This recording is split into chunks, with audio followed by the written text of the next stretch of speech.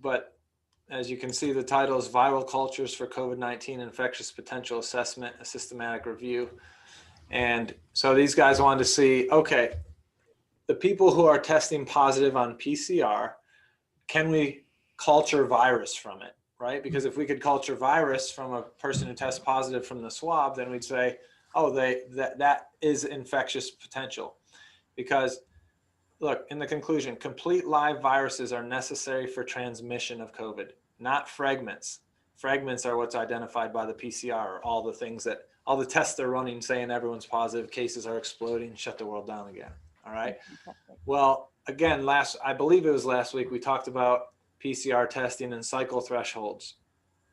It might have been 2 weeks ago.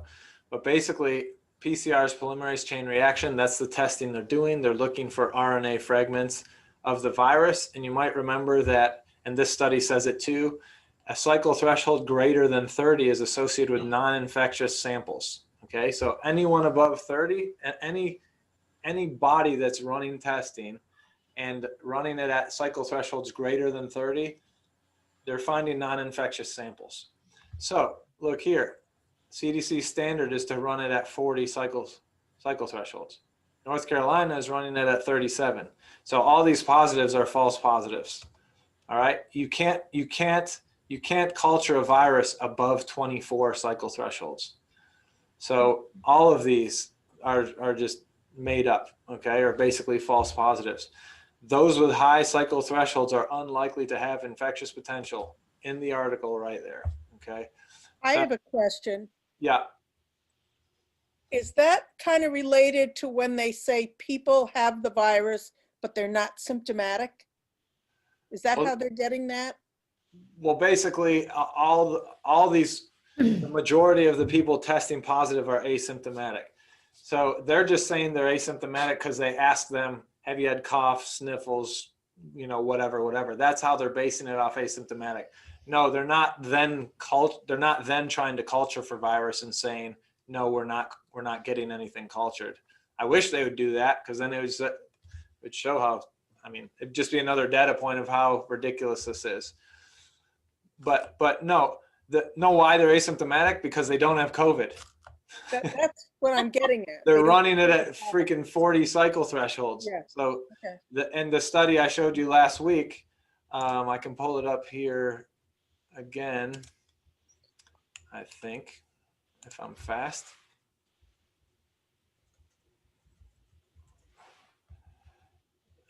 Let's see which one. So this one here is on your Facebook page? Yeah. So here's another one. Whoops.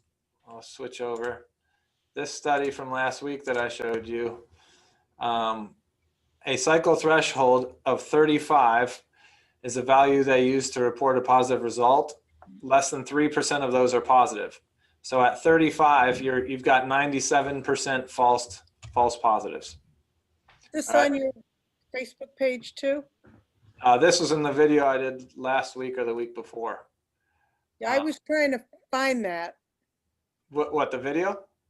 Yeah. Okay, I can send you. I'll email you the link directly. Thank you. Yeah.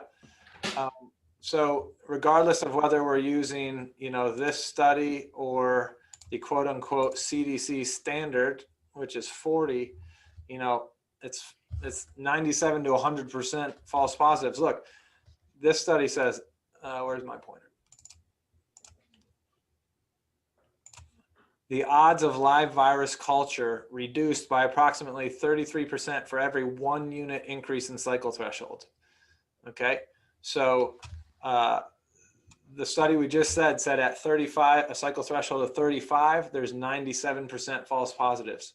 Well, if the CDC standard is 40, then when we go to 36, virus culture is reduced by a third. 37, another third. 38, another third. Well, there's 100%. 39, another third. 40, another third.